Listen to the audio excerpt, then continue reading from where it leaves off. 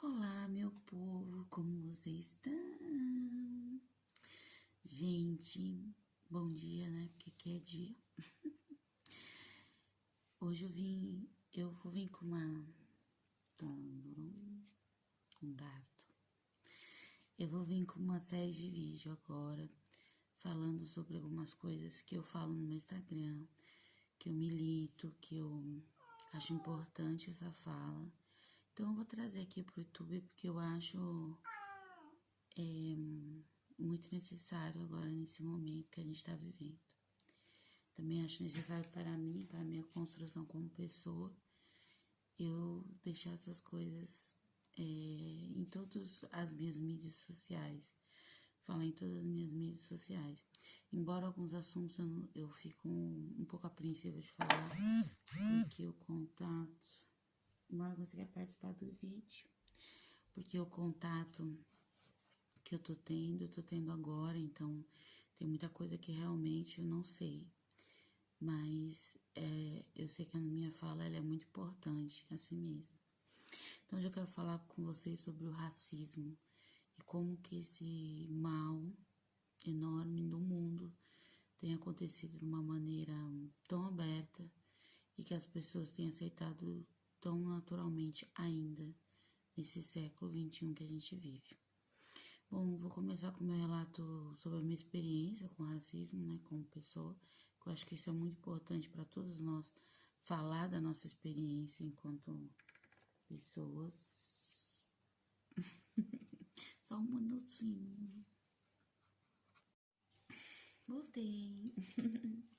Então, gente, continuando falando sobre racismo, que eu tive que desligar por causa do Marco.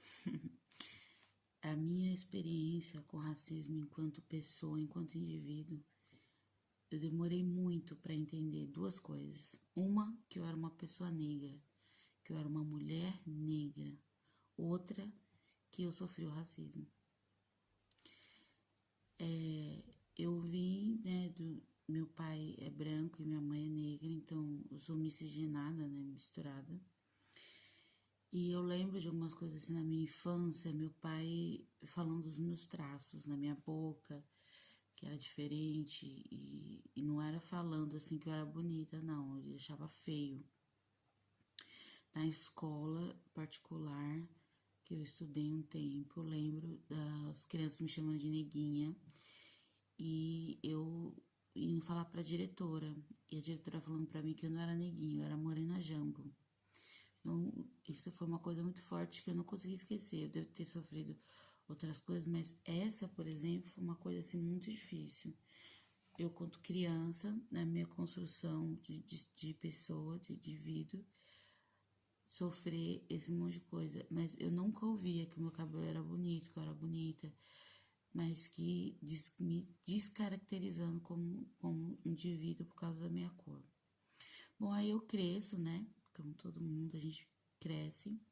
E eu cresço num mundo que eu não sou bonita, né? Bonita é a menina da minha classe, que é clara, dos olhos claros e cabelo liso.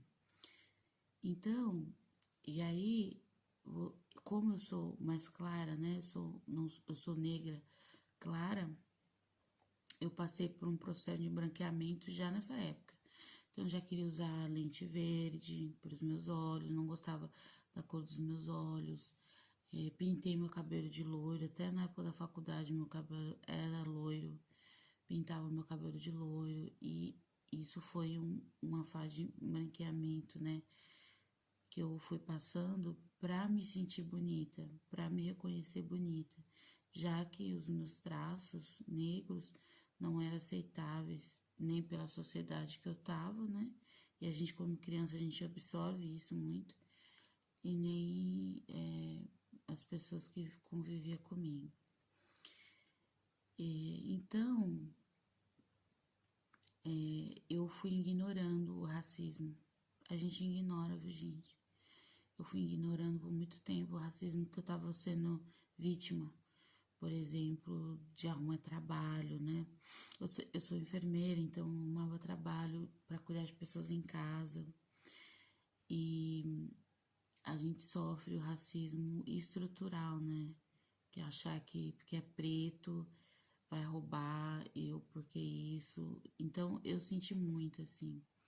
Porém, eu ignorando. Então, tem muita coisa entre a minha vida de criança, né, de que eu vim sofrendo, até a minha vida adulta, que eu passo pela adolescência também, que eu ignorei muitas coisas. Então, se eu falo assim, se eu sei dizer sobre isso, eu vou falar que não.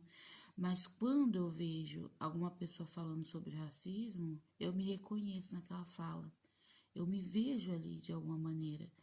E isso, por uma parte, é libertador, porque você começa a entender com consciência todo esse processo do racismo e que eu vivi pessoalmente, mas por outra é muito dolorido pensar que eu ignorei tanto tempo o racismo que foi que eu fui vítima, né? E ninguém gosta de falar que foi vítima, porque hoje a palavra vítima ela traz um peso como coitadinho, né? E ai meu Deus, mimimi, pipipi, popopó. Mas é muito importante a gente separar a vítima do agressor, porque se a gente não souber separar a vítima do agressor, nós todos vamos virar agressores. Nós todos vamos ser agressores de nós mesmos. Isso é uma coisa preocupantíssima, que a gente precisa nos preocupar muito. E aí eu cresço, né, nessa fase do embranqueamento, me tentando embranquecer e pipipopopó. Como mulher, isso foi muito difícil para mim, muito difícil. E hoje, com 38 anos, vou fazer 39 agora, daqui a um mês praticamente, eu consigo ver todo o racismo que eu sofri, todo. E é como você tá dormindo e aí você cai da cama e acorda e vê a realidade, sabe? Então, para mim falar do racismo hoje, para mim ainda é muito difícil. Eu tenho muitas barreiras, eu escrevo no meu Instagram, falo sobre o racismo, as coisas que eu vejo na sociedade, que é racismo que a gente não pode aceitar. Porém, como indivíduo, eu ainda tenho muita dificuldade em falar sobre racismo, porque eu ignorei a minha vida toda o racismo. Isso é muito triste. Então, hoje no Brasil, a gente tá toda hora vendo agora casos de racismo. Parece que essas pessoas, elas faziam coisas como cutucavam, né? De alguma maneira, as pessoas negras e não gostavam de pipipi, mas parece que era um pouco mais velado, não sei. Hoje elas gritam dentro do trem, eu não vou sentar do lado dessa pessoa negra. Não vou, gritam com o homem do Uber, não gosto de negro, e essas pessoas não são presas por racismo. Nosso país tem lei contra o racismo, e a lei contra o racismo é inafiançável, é crime hediondo. E as pessoas, eu creio, né, que isso é um crime inafiançável. E elas cometem o racismo e são enquadradas em injúria racial. Por que isso acontece? Por que o delegado que está lá de plantão, espero que não seja o homem branco, não consegue enquadrar uma pessoa por racismo? Ela falou, eu sou racista mesmo, com a própria boca dela, e ela não é enquadrada como racismo, mas como injúria racial, por quê? Paga fiança e sai livre, como se aquilo não fosse uma coisa, um crime. Gente, isso é um crime. Isso é um crime contra o indivíduo, contra a humanidade, contra a pessoa. Como que você pode separar um ser humano pela cor dele? A gente, nós, ser humanos, somos mais que isso que vocês estão vendo aqui. Eu falei isso no outro vídeo, estou repetindo aqui de novo. Nós, seres humanos, somos mais que essa casca. A gente é algo imensurável dentro da gente. Por que uma pessoa ela tem que ser discriminada pela cor dela? E a gente sabe onde os negros estão na nossa sociedade, né? A gente sabe onde eles estão. Estão nas periferias, nas grandes periferias, né? Eles estão vivendo nas escolas públicas, Então, a gente estamos ganhando menos, né, que os brancos em cargos mais subalternos e a gente está ali naquela situação. Por que que a gente está ali? Porque o problema é estrutural, né? Quando trouxeram os negros para serem escravos no Brasil, essas pessoas foram escravizadas, trabalhavam sem receber absolutamente nada, ainda eram torturadas, perdiam